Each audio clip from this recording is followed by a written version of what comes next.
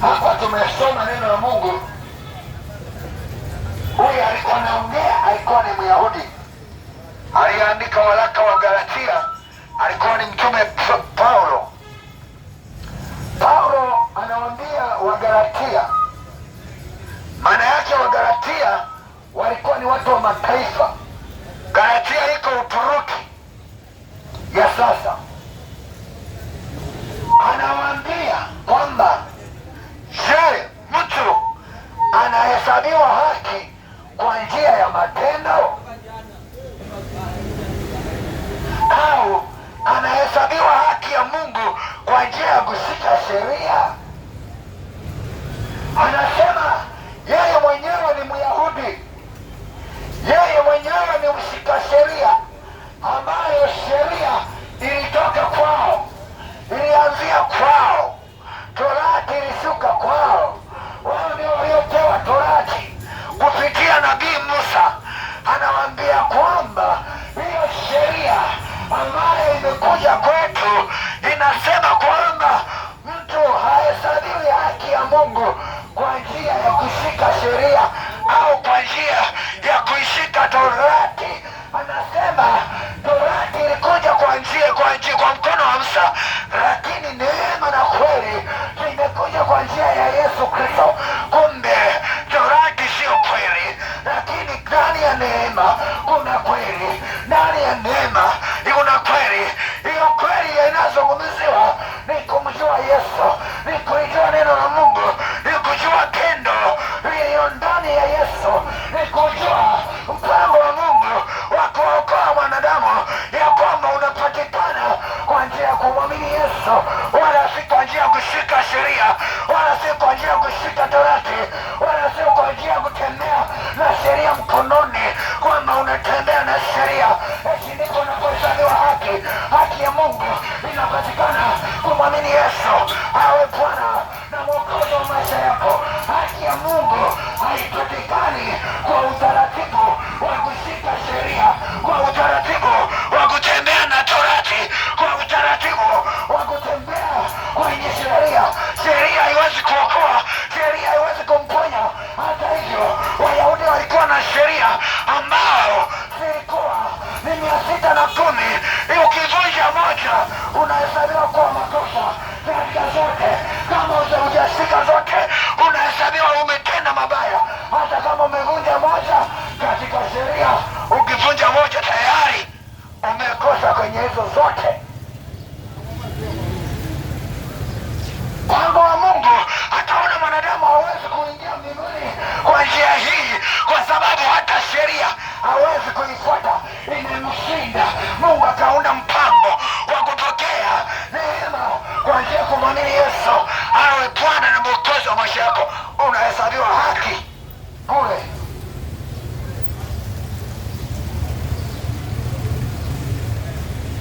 Unahesabiwa haki bure, wala si kwa matendo. Siku moja Yesu alitoa mfano moja, anasema watokea watu wawili walienda kusali hekaluni. Mmoja alikuwa mtoza ushuru, mwingine alikuwa Farisayo mshika sheria. Yule mtoza ushuru, kwa sababu alikuwa ni mwenye dhambi, neno la Mungu linasema ya kwamba yule mtoza ushuru hakuweza hata kukaribia kwenye madhabahu ambayo mahali walikuwa naenda watu wema. Biblia inasema ya kwamba yule mtoza ushuru alienda pembeni kwenye kona ya mbali, akaanza kujipiga kifuani, akasema Mungu nisamehe, mimi ni mwenye dhambi. Akaanza kukiri, akasema mimi ni mwenye dhambi, akaanza kuomba toba, akaanza kuomba rehema mbele za Mungu. Yule mtoza ushuru akaomba rehema, akaomba rehema, akaomba rehema, akijipiga kifuani, akasema mimi sistahili hata kusogea mahali pale. Yule mtoza ushuru, halafu yule Mfarisayo sasa, mshika sheria, mshika dini. Yule Mfarisayo mshika sheria, mshika dini, alipoenda mbele za Mungu akasema, tazama mimi ninatoa zaka, tazama mimi nimeshika amri zote, tazama mimi nafanya 1, 2, 3. Yesu akasema, je, kati ya tamaa? Ilikuwa ni swali aliyowauliza mkutano walikuwa pamoja na Yesu akiwahubiria neno la Mungu.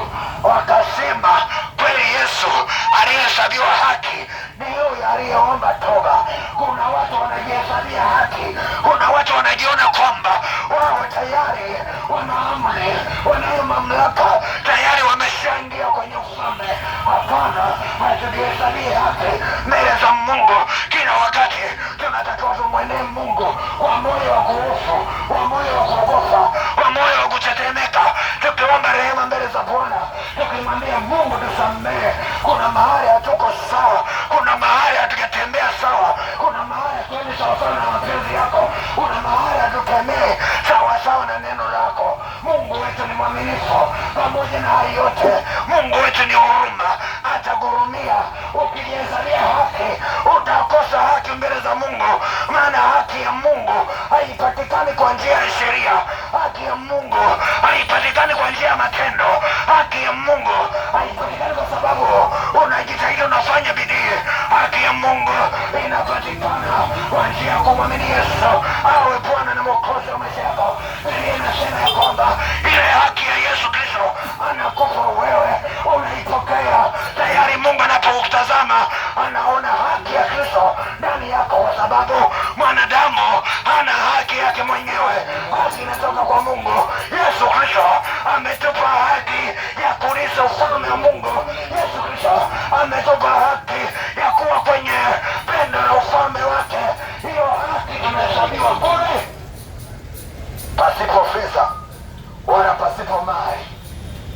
Tunahesabiwa haki ya Mungu bure kwa njia ya kumwamini Yesu awe Bwana na Mwokozi wa maisha yake tu. Inatosha.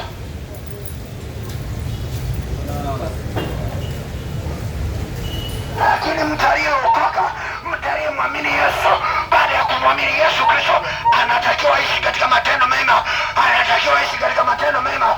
Neno la Mungu linasema ya kwamba tunatakiwa tuishi katika matendo mema, kwa sababu tangu awali Mungu alituumbia hayo. Tangu mwanzo Mungu aliumba mwanadamu aishi katika matendo mema. Haya mabaya unayoona ni mpango na mkakati wa Shetani anaotaka kuwarubuni watu ili aende nao jehanamu. Hiyo ndio lengo la Shetani. Hataka aende mwenyewe peke yake, anataka aende na watu wengi. Ndio maana anawakataza watu wasimwamini Yesu kuwa Bwana na Mwokozi wa maisha yao. Wako tayari kushika dini zao, lakini wako tayari kumwamini Yesu. Wako tayari, wengine wako tayari hata kuzifia dini zao, lakini wako tayari kumwamini Yesu awe Bwana na Mwokozi wa maisha yao. Asubuhi ya leo tangazo ni moja tu, ya kwamba hiyo dini ulionayo haitakupeleka mbinguni. Uchaji ulionao hautakupeleka mbinguni. Hayo matendo mema ulionayo hayatakupeleka mbinguni.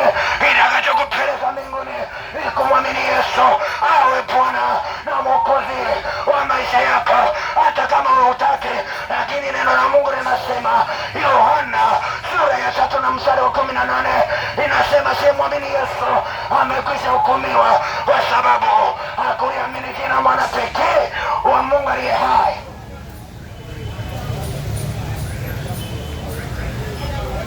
Kwa hiyo hukumu ya Mungu inakuwa juu ya wale wote ambao hawajampokea Yesu kuwa Bwana na Mwokozi wa maisha yao.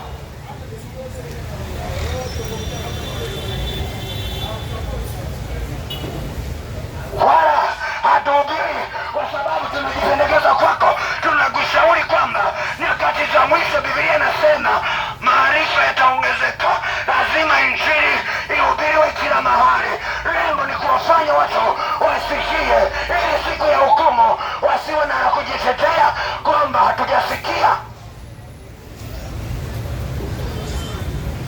Swala la uamuzi wa kubadilika, kwa sababu ni maisha yako mwenyewe.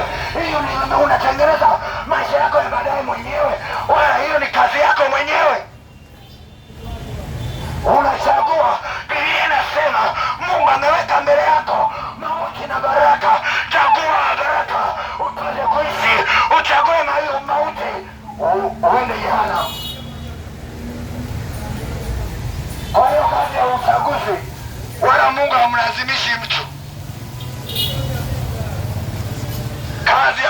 kuwa Mungu hata amlazimishi mtu, ni maamuzi wako. Ndio maana Mungu amemwekea mtu maamuzi, amemwekea utashi, yaani yeye anaamua anavyotaka.